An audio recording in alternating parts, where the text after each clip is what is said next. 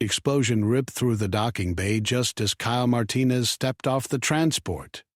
He dove behind a cargo container, his ears ringing, lungs burning from the acrid smoke. "Welcome to the Galactic Olympics," he thought bitterly. Somewhere above him, an alarm shrieked in a language he didn't recognize. 3 days ago, he'd been a nobody from Denver, working construction and running marathons on weekends. Then the message came. Earth had been selected, randomly, from the newest registered civilizations. One representative, one chance to prove humanity belonged among the stars. The Zanari ambassador who delivered the invitation had seemed almost apologetic. Humans were Category 5 on the Galactic Development Scale. Most Olympic participants were Category 15 or higher. They expected him to fail. They expected him to embarrass himself, quit, maybe die trying. The games weren't just athletic competitions. They were survival courses, designed by species who'd evolved on worlds where gravity crushed bones and atmospheres burned lungs. Kyle rolled to his feet as the smoke cleared. A tall figure emerged from the haze, skin like polished obsidian, eyes that glowed amber. The being's translator device crackled to life. "Human, you are late. The opening ceremony begins in 20 minutes. Follow. No apology for the explosion. No explanation." The being turned and walked away, expecting obedience. Kyle grabbed his bag and jogged after the figure, his mind racing. The explosion had been a test. He was sure of it. Every moment here would be a test. The corridor stretched ahead, walls made of some crystalline material that pulsed with inner light. Other beings moved past them, creatures that defied description. One looked like a living cloud of particles. Another skittered on too many legs. A third towered 15 feet high, its body covered in armored plates. They entered a vast arena that made the largest stadiums on Earth look like playgrounds. 1 million beings filled the stands, their voices creating a sound like an ocean in a storm. Kyle's guide pointed to a platform where other athletes stood. "Your place. Do not speak unless addressed. Do not touch anything. Do not embarrass your world more than your presence already does." Kyle climbed onto the platform, feeling every eye in the arena turn toward him. A holographic display materialized above the center of the arena, showing species names and rankings. Earth appeared at the bottom, ranked 217 out of 217. The crowd's roar shifted to something that sounded like laughter. He clenched his fists, feeling his heartbeat slow despite the pressure. They wanted him to break, to quit before the first event even started. A voice boomed across the arena, translated into 1,000 languages simultaneously. "Welcome to the 500th Galactic Olympics. 43 events across 7 planetary environments. Victory brings honor to your civilization. Failure brings nothing but shame. Let the first trial begin." The platform beneath Kyle's feet suddenly dropped away. He fell into darkness, wind screaming past his ears, his stomach lurching into his throat. This wasn't a competition. This was a death sentence wrapped in ceremony. But Kyle Martinez hadn't come to the stars to die quietly. He spread his arms and legs, controlling his fall, searching the darkness below for anything that might save his life. The first rule of the Galactic Olympics, he realized, was simple: survive or be forgotten. The fall lasted exactly 17 seconds before Kyle hit water, not earth water. Something thicker, warmer, that glowed faintly blue in the darkness. He kicked hard, breaking the surface, gasping for air that tasted of copper and ozone. Around him, other athletes surfaced, some struggling, others moving with practiced ease. Above, the arena had vanished, replaced by an artificial sky showing 3 moons and unfamiliar constellations. A Krellian swimmer shot past him, its body streamlined and powerful, adapted for aquatic environments.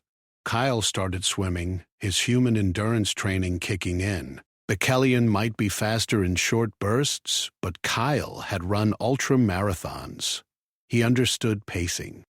He understood suffering. Most importantly, he understood that giving up wasn't an option. Ahead, a series of platforms rose from the glowing water, each one higher than the last. The objective became clear. Climb. Always climb. Kyle reached the first platform and pulled himself up, muscles screaming. His clothes clung to him, heavy and awkward. He stripped off his jacket, leaving only his shirt and pants. Less weight, more mobility. The second platform required a jump. Kyle measured the distance, backed up 3 steps, and launched himself across the gap. He caught the edge with both hands, his shoulders taking the impact, his core engaging to pull himself up. A 4-armed skeleton warrior landed beside him, barely winded. The being looked at Kyle with something that might have been curiosity or contempt. Hard to tell with a face that was mostly mandibles. The third platform was 20 feet above the second with no obvious way to reach it. Kyle circled the platform's edge, searching for handholds, routes, anything. The skeleton warrior simply leaped, its powerful legs carrying it to the next level in a single bound. Other athletes used abilities Kyle could only guess at. Flight. Telekinesis. One being seemed to simply disappear and reappear on the higher platform. Kyle found a narrow ridge barely an inch wide running up the side of the platform's support pillar. He tested it with his fingers. Rough, good grip. He started climbing, his construction worker's hands finding purchase where others might slip. Every muscle in his body burned. The glowing water below seemed very far away. If he fell now, the impact might not kill him, but it would end his climb. Halfway up, his foot slipped.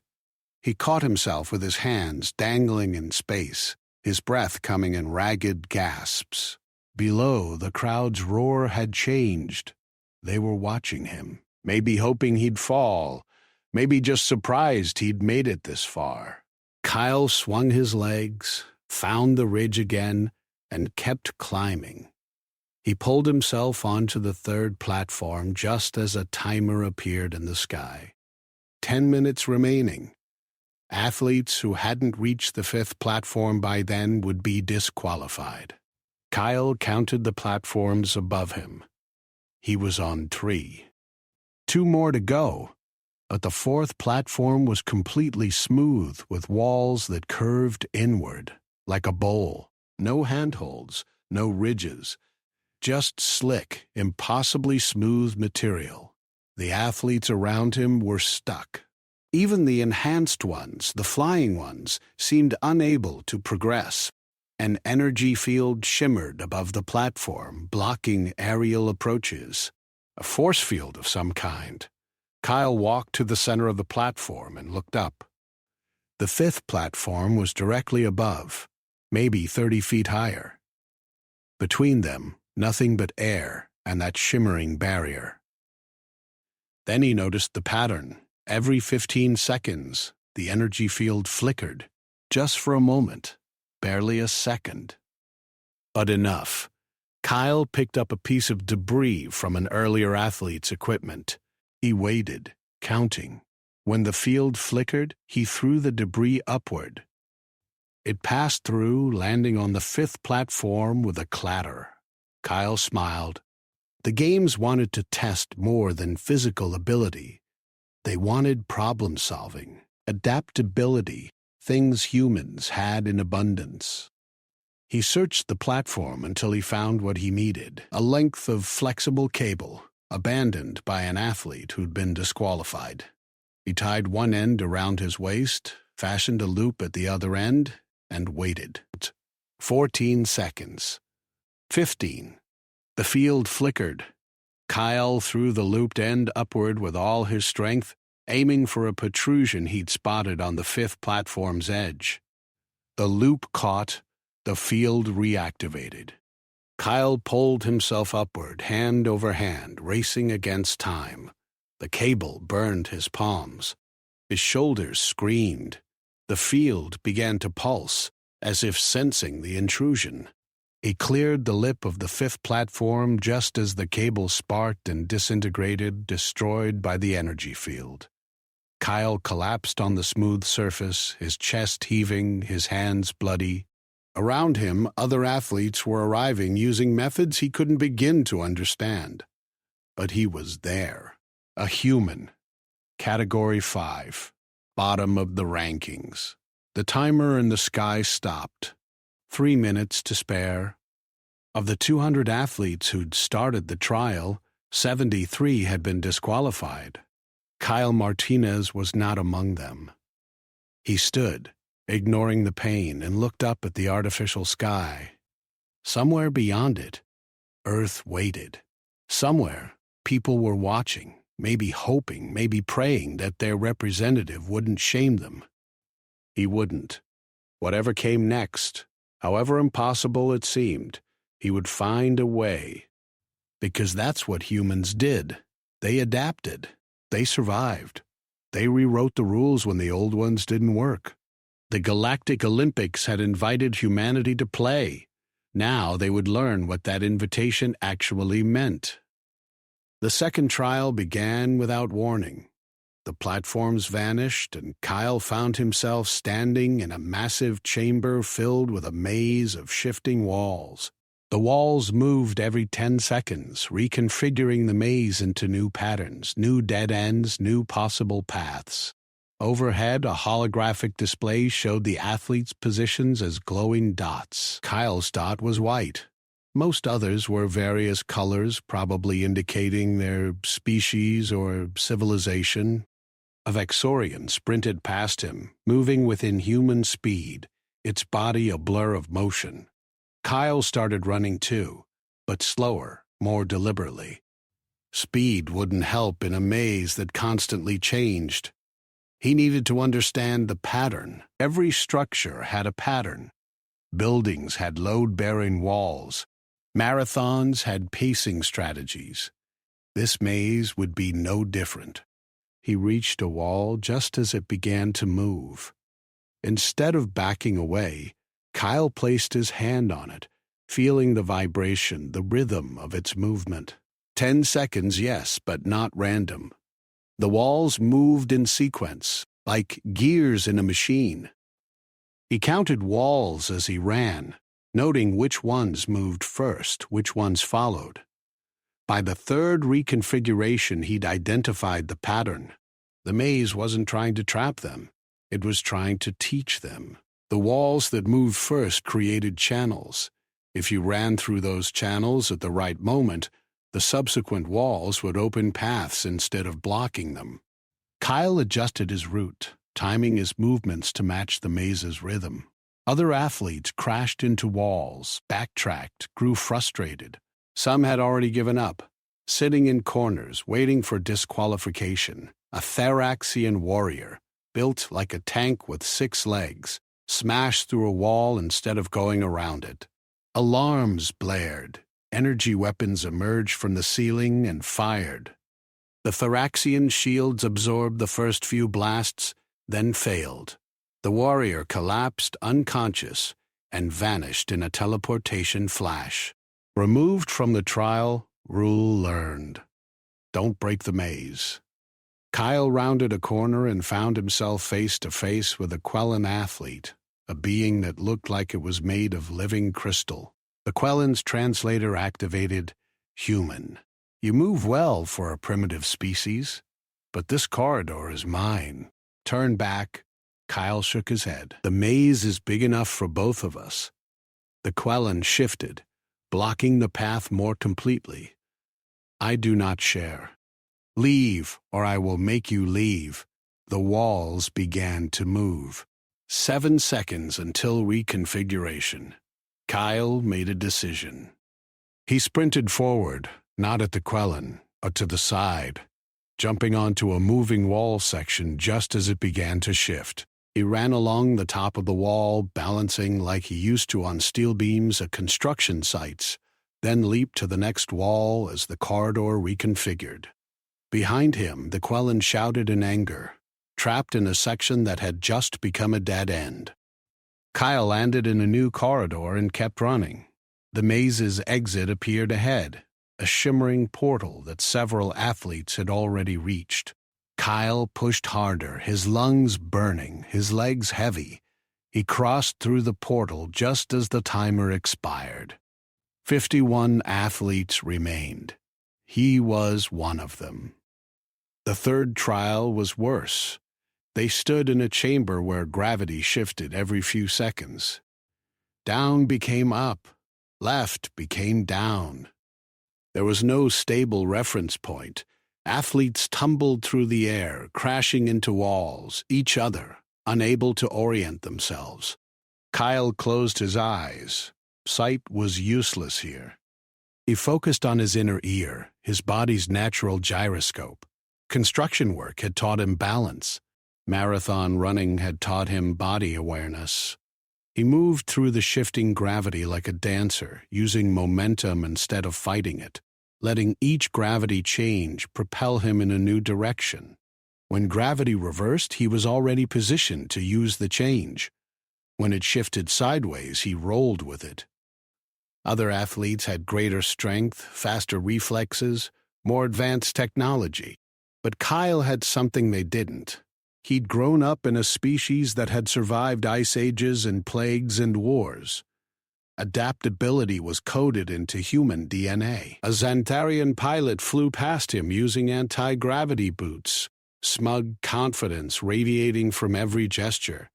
Then gravity shifted vertically with triple force. The boots couldn't compensate. The Xantharian slammed into the ceiling hard enough to crack armor. Kyle tucked and rolled, spreading the impact across his back and shoulders. It hurt, but he'd survived worse falling off scaffolding. The trial's objective materialized: collect 3 energy spheres scattered throughout the chamber and bring them to the center. Simple in theory, impossible in practice with gravity acting drunk. Kyle spotted the nearest spear, floating in a corner where 2 walls met. He waited for the right gravity shift, then pushed off a wall, using the chamber's chaos to navigate. He grabbed the sphere just as gravity inverted. He clutched it to his chest, protecting it. Other athletes fought each other for spheres. A Korvaxian soldier ripped one from a smaller being's grasp. Energy barriers activated, separating the attacker from the prize. Rule learned: no stealing. You had to find and collect your own spheres. Kyle searched for the second sphere, his body aching, his head pounding from the constant orientation changes. He found it embedded in a wall that appeared and disappeared as gravity shifted the chamber's configuration. He timed his approach, grabbed the sphere during the brief moment it was accessible, and nearly lost his grip when gravity suddenly tripled. His arms felt like they were being pulled from their sockets, but he held on. The third sphere was in the center of the chamber, surrounded by a field that repelled anyone who approached. Kyle watched other athletes try and fail. Force didn't work. Speed didn't work. Technology didn't work. He studied the field, noting how it pulsed in rhythm with the gravity shifts. Everything here had a rhythm.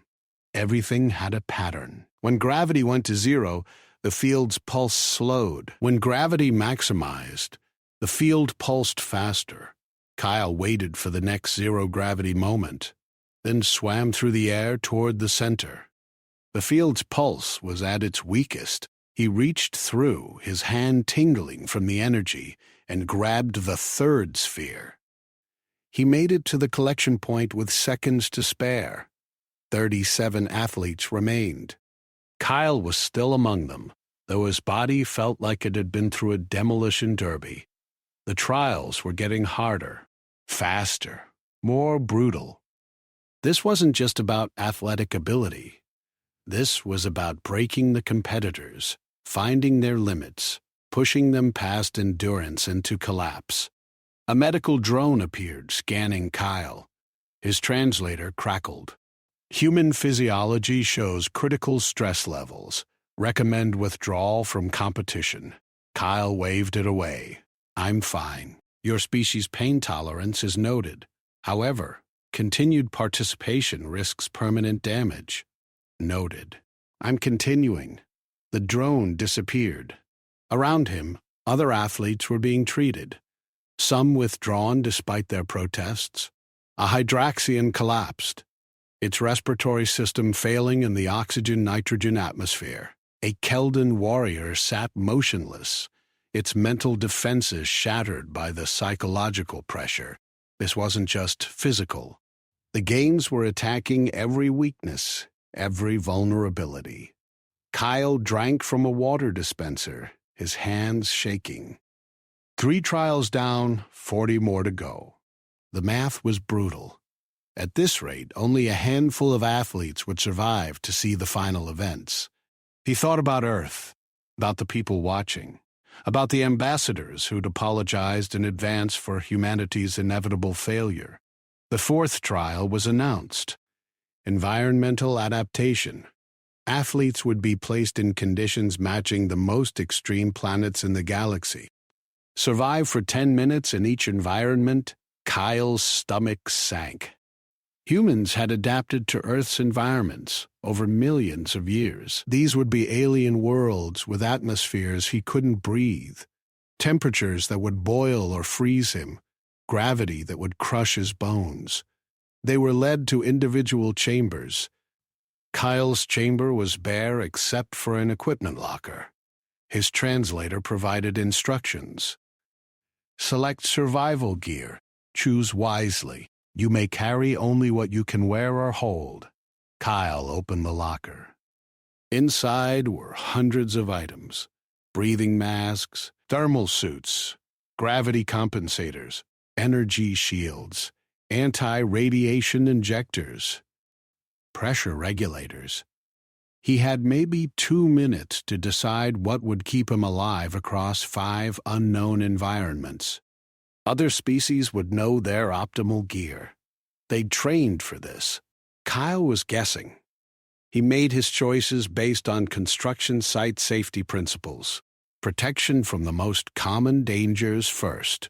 Breathing apparatus that could filter multiple atmosphere types. A thermal suit that regulated temperature both ways. Gravity boots that could compensate within reasonable limits. A personal shield generator for radiation and pressure. Antitoxin injectors for chemical environments. The chamber's walls disappeared.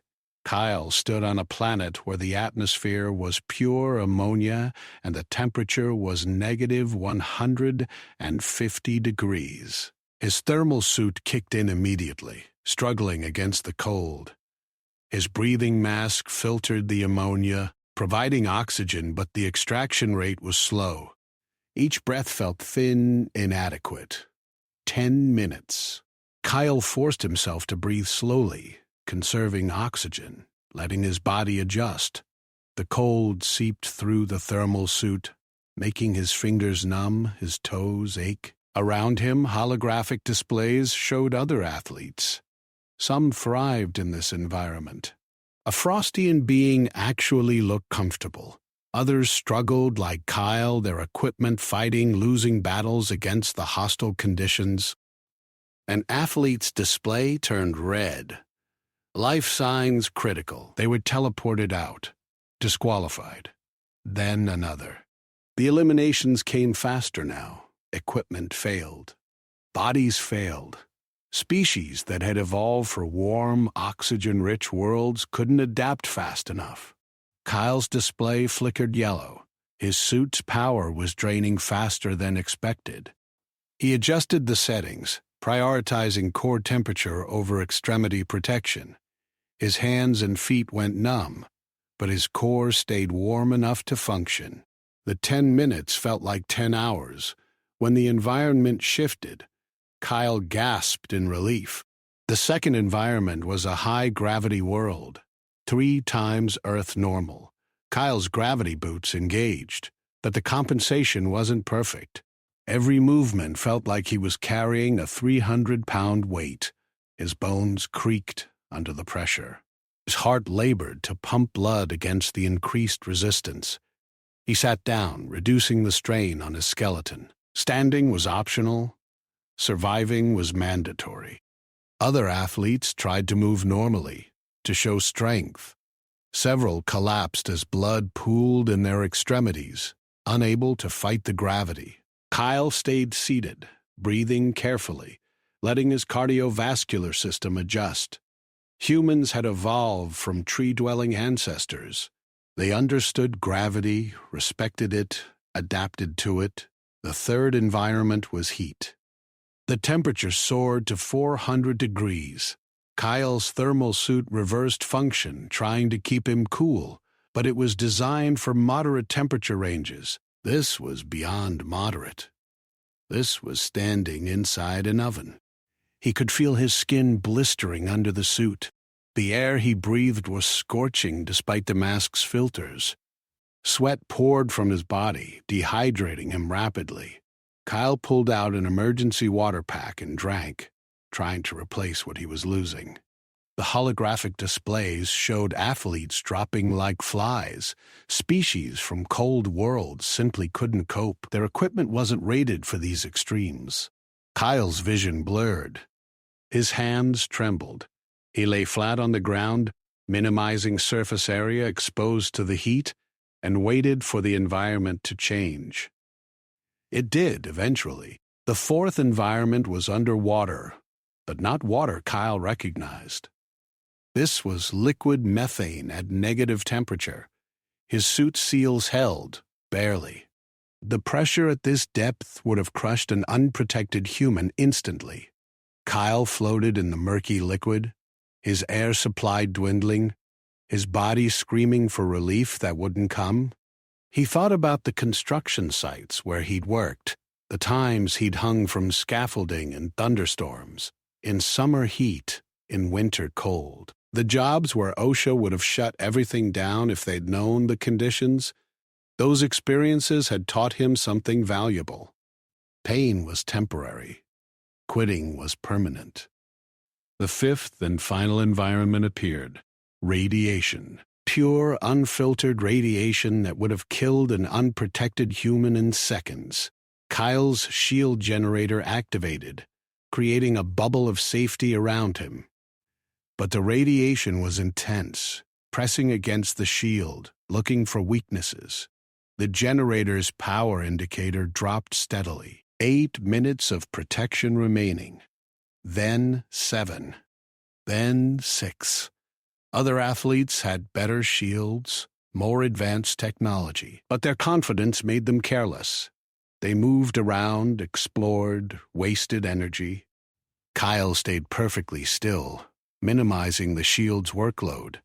Motion meant the shield had to adjust, compensate, use more power.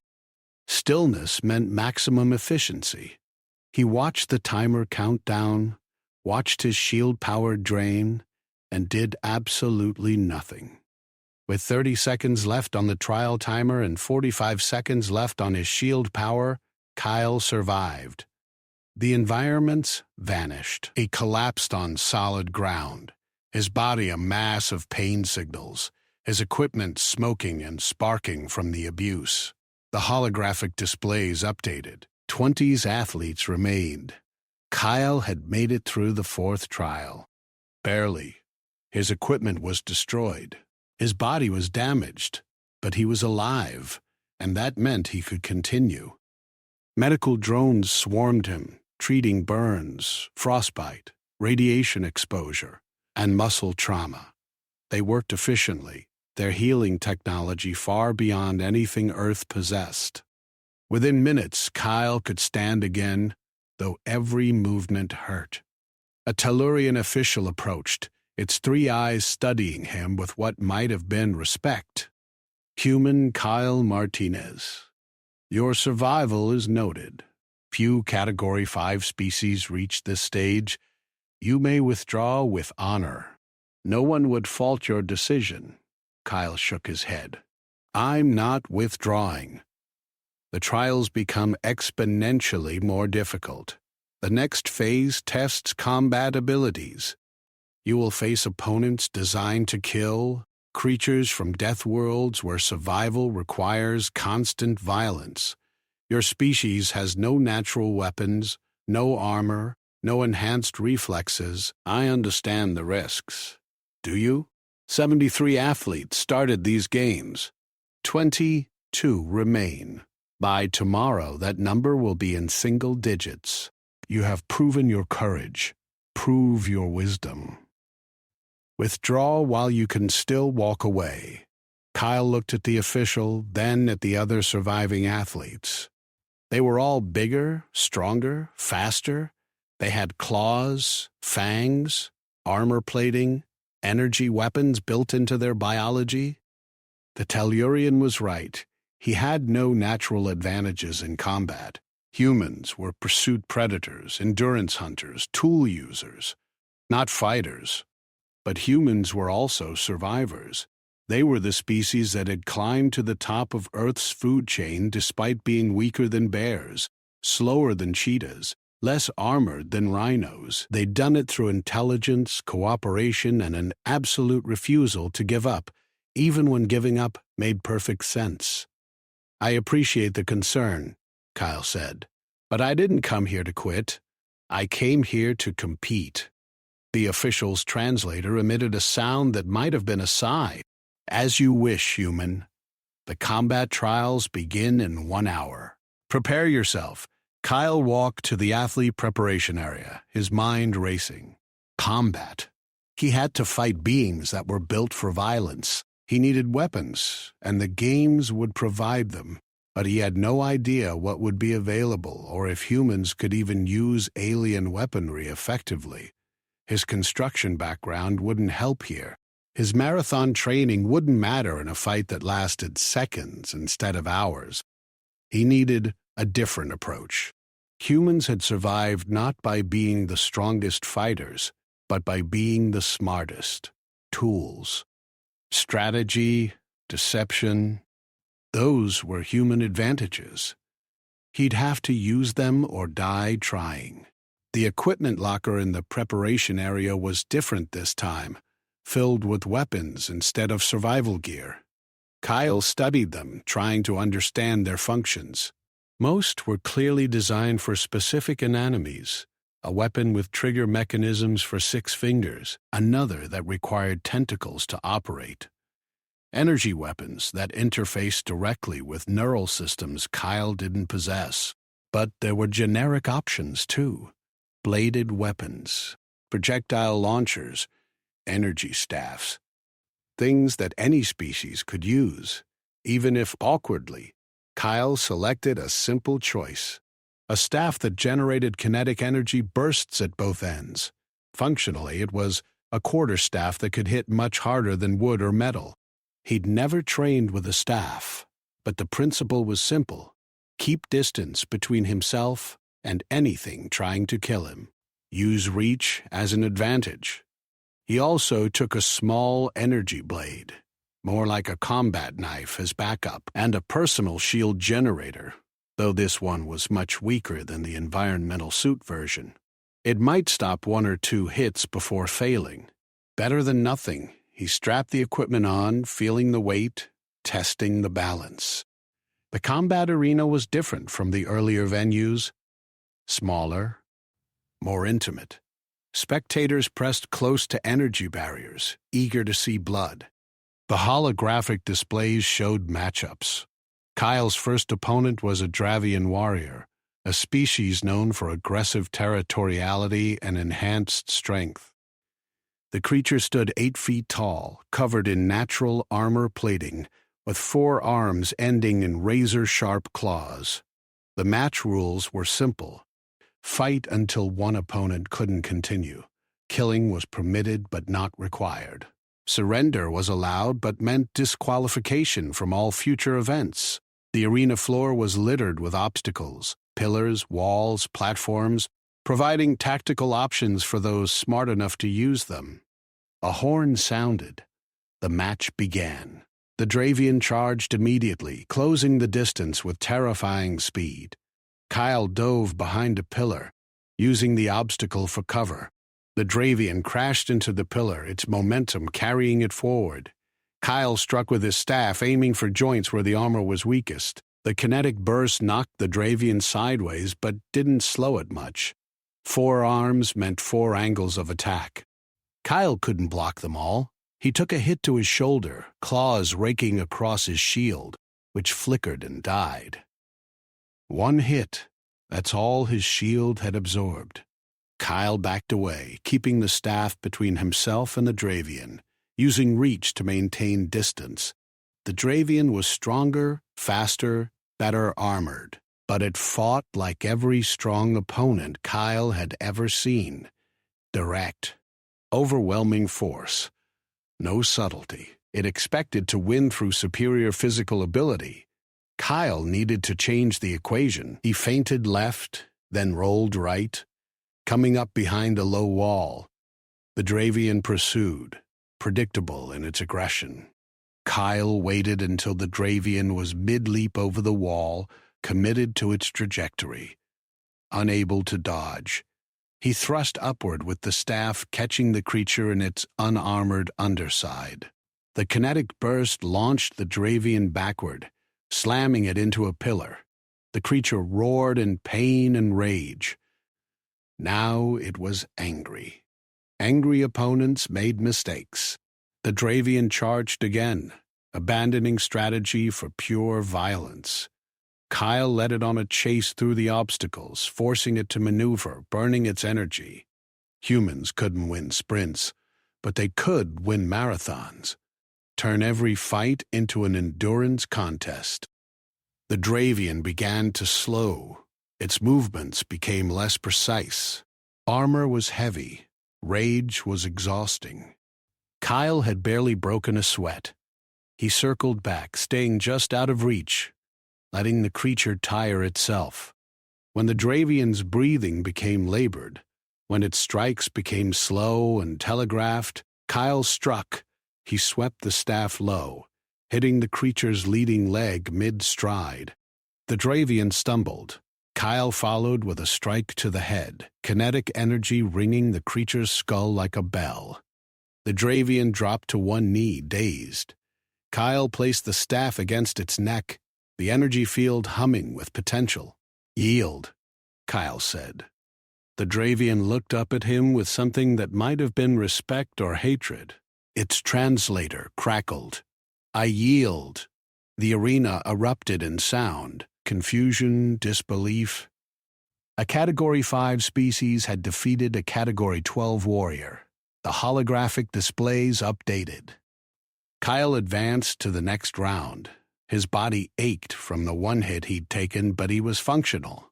The Dravian was helped from the arena, its pride more damaged than its body. Kyle's second match was against a Quellan duelist, the same species as the being he'd encountered in the maze, though a different individual. The Quellan fought with energy blades extending from its crystalline body, moving with grace and precision. This wasn't a brawler. This was a trained fighter. The match began. The Quellan attacked with calculated strikes, testing Kyle's defenses, probing for weaknesses. Kyle defended, but barely. The Quellan was faster, more skilled. Every exchange left Kyle with new cuts where the energy blades slipped past his guard. His staff work was amateur compared to the Quellan's centuries of training. Kyle changed tactics. He stopped trying to fight like a warrior and started fighting like a construction worker. He grabbed a piece of debris from the arena floor and threw it at the Quellan's eyes. Unsporting, dishonorable, effective. The Quellan flinched, its rhythm disrupted. Kyle pressed the advantage, using dirty tactics, anything that worked. He kicked dust.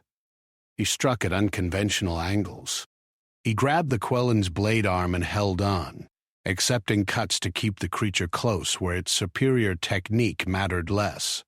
The fight devolved into a brawl, exactly what Kyle wanted. In chaos, skill mattered less than determination. The Quellan tried to disengage, to return to formal combat where it had the advantage. Kyle didn't let it. He stayed close, grappling, using his mass and strength in ways the elegant duelist wasn't prepared for. When the Quellan finally broke free, it was off balance, frustrated. Kyle swept its legs and brought the staff down on its crystalline head. The Quellan shattered into unconsciousness. 2 victories. The crowd's reaction had changed from mockery to interest. The human was winning, not through superior ability, but through adaptation and refusal to follow expected patterns. The other athletes studied him now, trying to understand, trying to predict. Kyle knew his luck was running out. He'd faced a brawler and a duelist. Eventually, he'd face an opponent who could match his tactics and overwhelm him with raw ability. His third combat match answered that concern. A Terraghost assassin, a being that could phase through solid matter, becoming intangible at will. How did you fight something you couldn't touch? The match began and the Terraghost immediately phased, disappearing from sight. Kyle stood in the center of the arena, staff ready, but defending against nothing. The first strike came from behind, claws raking across his back.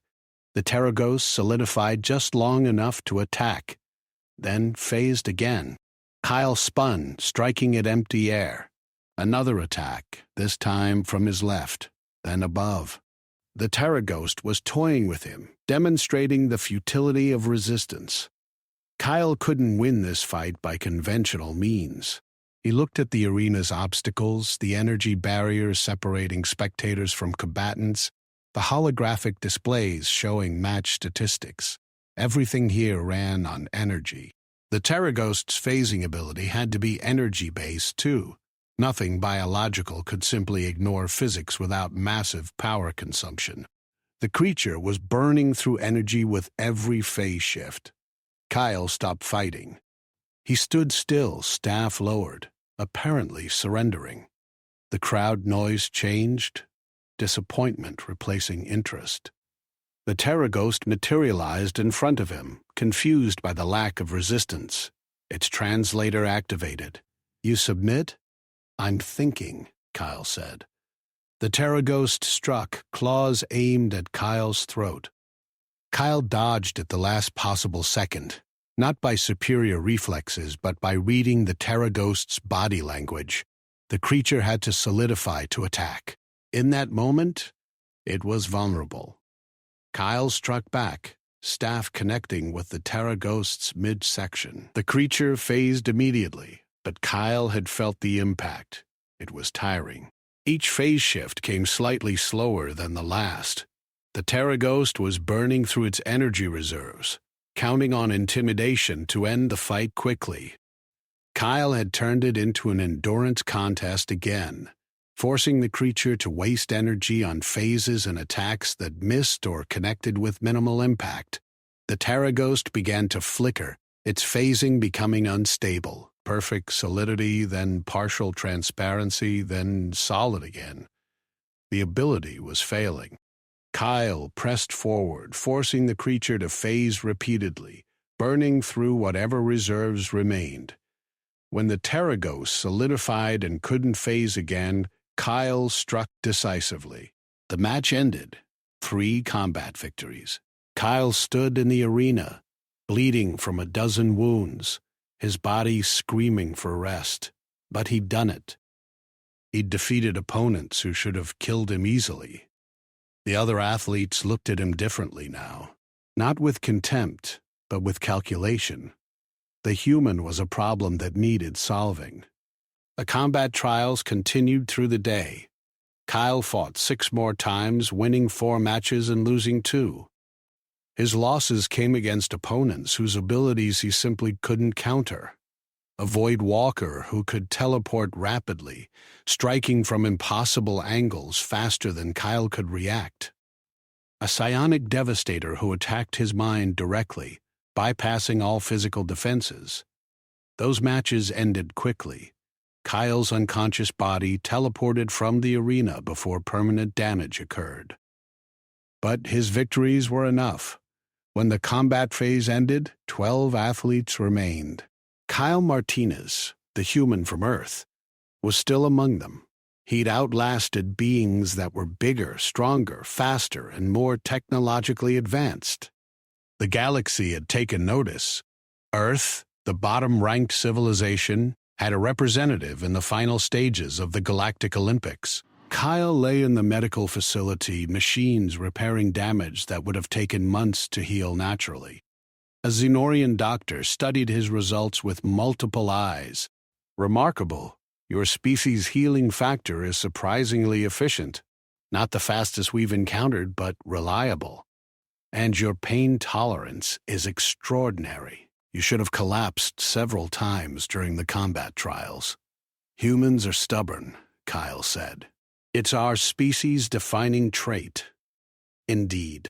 However, stubbornness will not be sufficient for the remaining trials. The final phase tests capabilities beyond physical or mental endurance.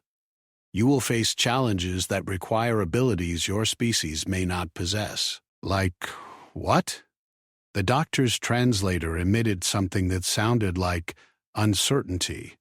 The final trials are different for each athlete. They adapt to individual strengths and weaknesses, seeking to find the absolute limits of potential.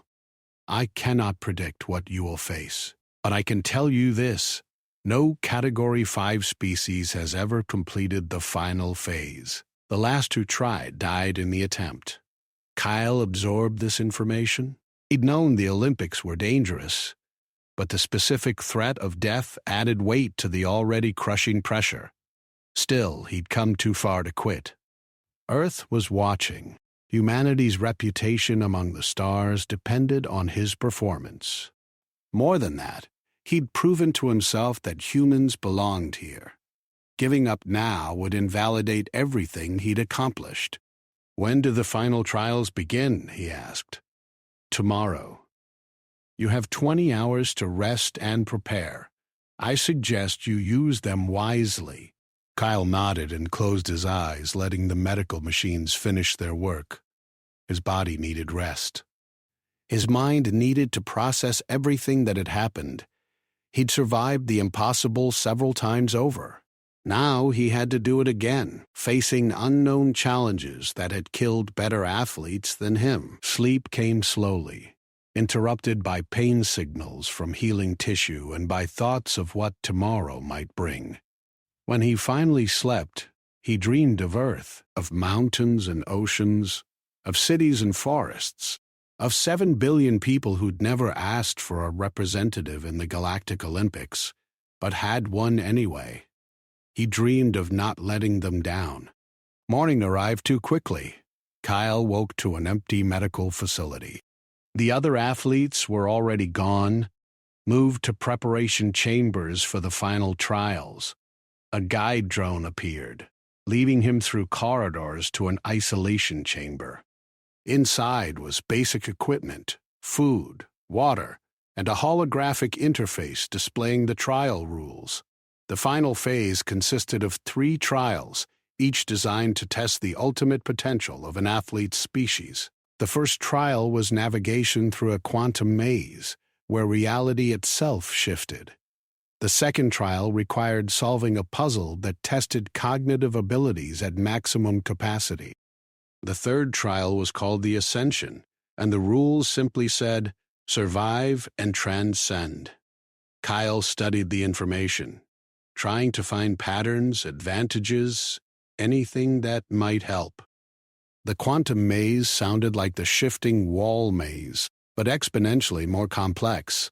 The puzzle trial would test human intelligence against species with brains designed for computational processing. The Ascension was too vague to plan for.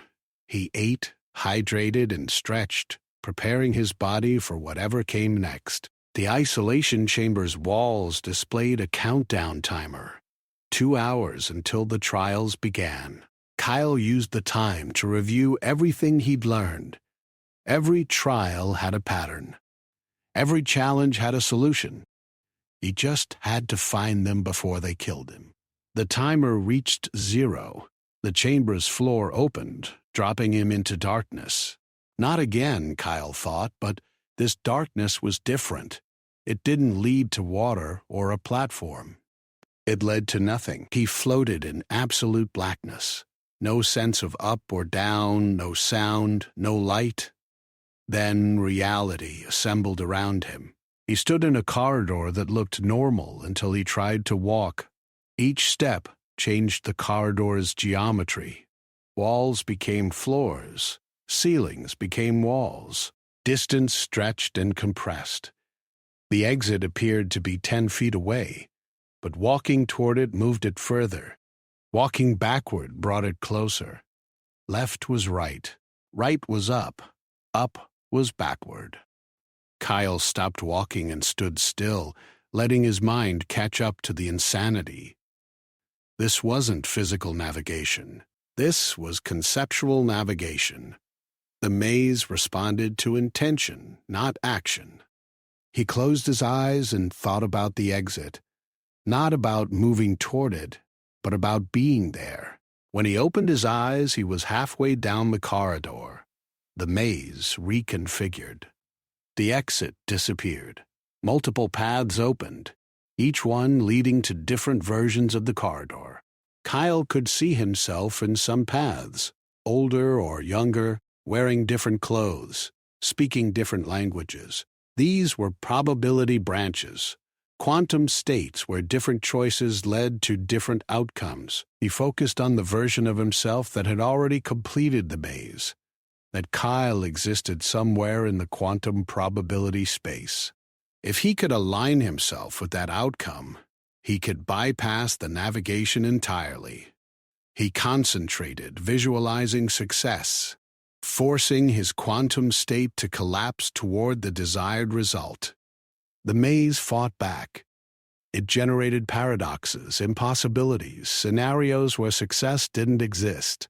Kyle held his focus, refusing to accept the maze's logic. Humans were good at ignoring reality when reality didn't cooperate. He'd spent his whole life believing things would work out despite evidence to the contrary. That stubborn optimism became his navigation tool. The exit appeared not as a destination, but as a state of being. Kyle stepped through and found himself in the puzzle chamber. A massive holographic construct floated before him, composed of mathematical symbols, quantum equations, and patterns that hurt to look at directly. The objective was clear: solve the puzzle. The method was not. Other athletes were already working on their puzzles. A cerebrian intellectual whose species had invented faster-than-light travel, manipulated symbols with multiple appendages, solving equations at speeds Kyle couldn't follow. A synthetic intelligence, barely organic at all, processed data through quantum neural networks. Kyle looked at his own puzzle and felt overwhelmed. The mathematics were beyond anything he'd learned. The symbols represented concepts that didn't exist in human science. He couldn't solve this puzzle through knowledge. He didn't have the education, the computational ability, or the cognitive processing speed. But maybe he didn't need to solve it. Maybe he needed to understand why it existed. Every puzzle had a purpose. This one was testing cognitive ability, yes, but also problem-solving approach. Kyle studied the patterns, looking for the designer's intent. What did they want to learn about each species? What separated a Category 5 mind from a Category 15 mind? The answer came slowly. Advanced species solved problems through processing power and accumulated knowledge. They had algorithms, databases, computational advantages. Humans solved problems differently. They looked for shortcuts. They cheated. They changed the question when they couldn't answer it. Kyle reached into the holographic puzzle and started removing pieces instead of solving them.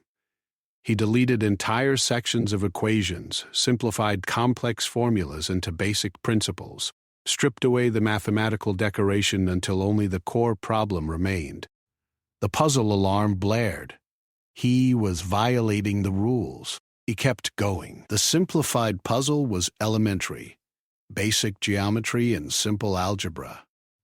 Things any human teenager could solve.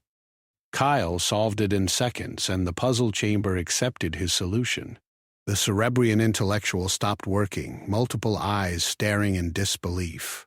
Kyle had completed the puzzle in 1/10 the time, not by being smarter, but by refusing to play by the intended rules. The third and final trial began immediately. Kyle found himself standing on a platform suspended in space. Stars surrounding him in every direction. No walls, no barriers. No obvious objective, just emptiness and the name Ascension. A voice spoke directly into his mind, bypassing translation technology. The final trial tests transcendence. Can you evolve beyond your current limitations? Can you become something greater than what you are? Prove your species' ultimate potential? Kyle understood now. This wasn't about physical ability or mental processing. This was about philosophy, about what it meant to be human, about whether humanity had the potential to grow beyond its current state. Every other trial had tested what he was. This trial tested what he could become. The platform beneath his feet began to dissolve. Kyle floated in space, unprotected but somehow breathing, somehow alive despite the vacuum. The stars around him moved, forming patterns, pictures, stories. He saw Earth's history, the first humans walking out of Africa, the development of tools, language, art, the creation of civilizations, the wars and plagues and disasters, the constant cycle of destruction and rebuilding. He saw humanity's flaws, tribalism, violence, short-term thinking, the willingness to destroy the environment for immediate gain, the capacity for hatred and cruelty. Every dark aspect of human nature displayed in brilliant clarity. The voice returned. This is what you are, violent, destructive, limited. Why should you ascend? Kyle felt the weight of the accusation. It was all true. Humanity had done terrible things, but that wasn't the complete picture. He reached out mentally, adding his own images to the display. Human compassion, the willingness to sacrifice for strangers, the creation of art and music for no survival benefit, the drive to explore, to understand, to reach for the stars despite the costs. He showed humans helping each other in disasters, scientists sharing discoveries freely, parents protecting children, strangers becoming friends. The constant stubborn belief that tomorrow could be better than today. The refusal to give up even when giving up made perfect sense. We're flawed, Kyle projected. We're violent and destructive and short-sighted, but we're also adaptable. We learn, we change, we evolve, not through genetic modification or technological enhancement, but through choice. Every generation of humans is different from the last, because we refuse to stay the same. That's our potential. That's not perfection, growth. The voice was silent. The stars continued their patterns. Kyle felt something changing. Not in the environment, but in himself. He was seeing connections he'd never noticed, understanding concepts that had been invisible before. His consciousness expanded, touching something vast and incomprehensible. This was transcendence. Not becoming superhuman, not gaining powers or abilities, simply seeing reality from a broader perspective. Understanding that his individual limitations didn't define his species' potential. That humanity's future wasn't written by its past. That evolution was a choice as much as a process. The Ascension trial ended. Kyle found himself back in the competition arena, surrounded by the 12 athletes who'd reached the final trials. Except only 7 remained standing. 5 had failed the ascension, unable or unwilling to transcend their current state. Kyle had passed, a human. Category 5, bottom of the rankings. He'd survived the Galactic Olympics. The final ceremony began without pause. Holographic displays showed the results.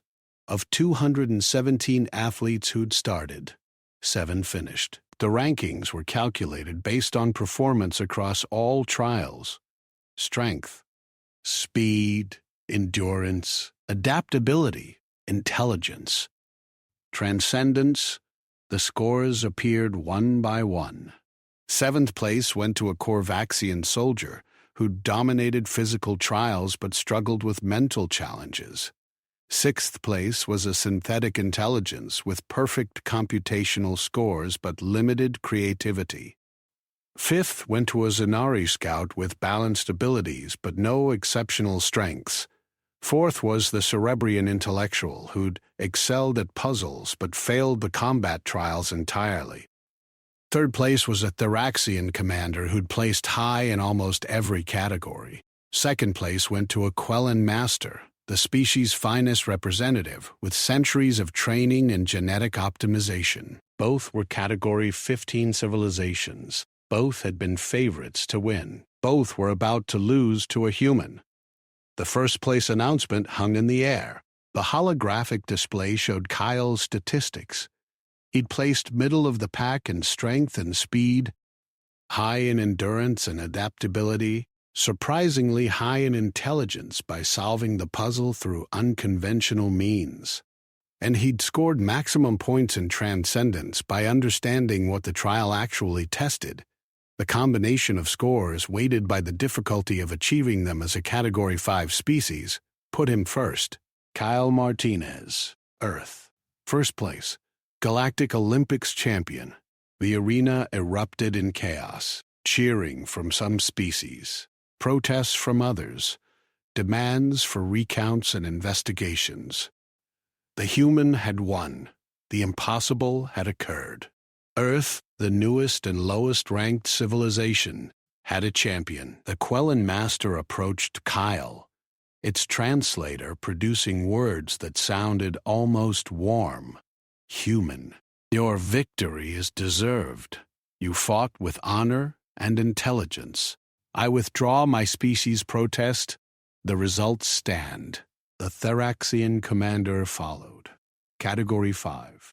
We underestimated your kind. This will not happen again. When next we meet in competition, we will be prepared. Kyle accepted their words, too exhausted to feel triumphant. He'd won, yes, but the cost had been brutal. His body was damaged despite medical treatment. His mind felt stretched thin from the transcendence trial. He wanted nothing more than to return to Earth, sleep for a week, and never think about alien competitions again. But he knew that wasn't possible.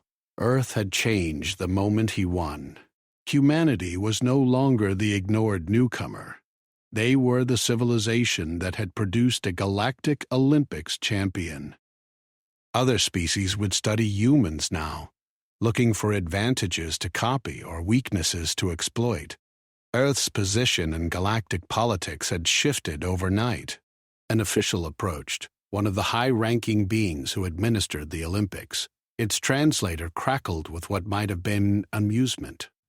Champion Kyle Martinez, your victory grants Earth certain privileges: advanced trade status, access to restricted technologies, a seat at the Galactic Council. Your people will have opportunities they would not have seen for centuries otherwise. What's the catch? Kyle asked. Catch?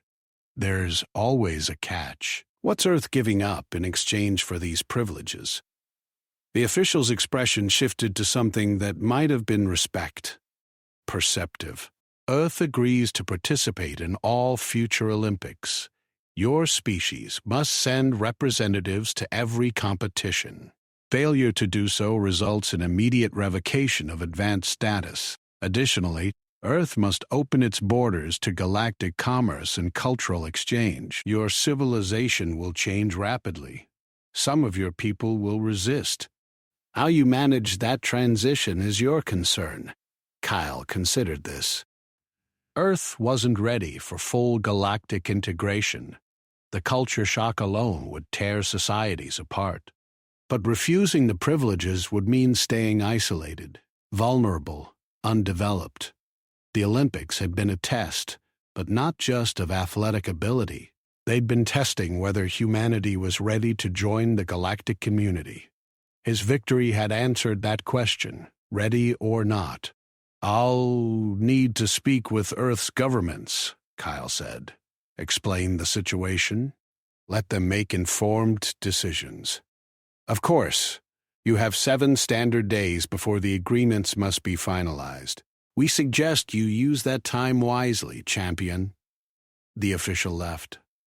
Kyle stood alone in the arena, the weight of what he'd done settling on his shoulders. He'd wanted to prove humans belonged among the stars. He'd succeeded beyond anything he'd imagined. Now Earth would have to deal with the consequences of his success. The trip back to Earth took 3 days aboard a Zenari transport vessel. Kyle spent the time recovering physically and preparing mentally for what awaited him. News of his victory had reached Earth hours after it happened. The entire planet had watched the final trials broadcast across every media platform. He was returning as a hero, whether he wanted to be or not. The transport dropped him at a landing facility outside Denver. Security was insane. Military personnel, government officials, media representatives from every major nation. Kyle stepped off the transport into a wall of camera flashes and shouted questions. He'd prepared a statement, something simple about being honored to represent Earth, but the words felt inadequate. A government liaison guided him through the chaos to a secure facility, where Earth's leadership was waiting. Presidents, prime ministers, ambassadors,